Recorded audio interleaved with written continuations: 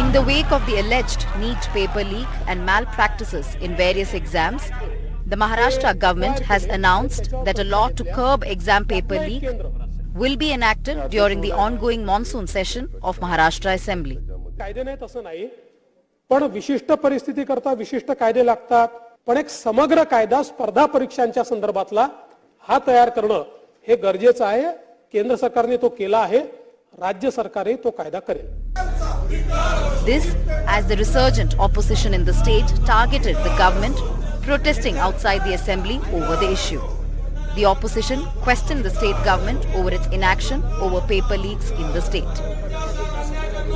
हे सगळे युवक जे आहेत, खरे मेहनती युवक आहेत, सिन्सिअर युवक आहेत, हुशार आहे, त्यांच्यावर प्रचंड अन्याय या पेपर फुटीमुळे आणि या सर्व जे आहेत गुन्हेगार यांच्यामुळे होतो आहे आणि सरकार त्यावर कठोर कारवाई काही करायला तयार नाही. परंतु जो पेपर फुटीमध्ये असेल त्याला 10 वर्षाची सजा झालीच पाहिजे.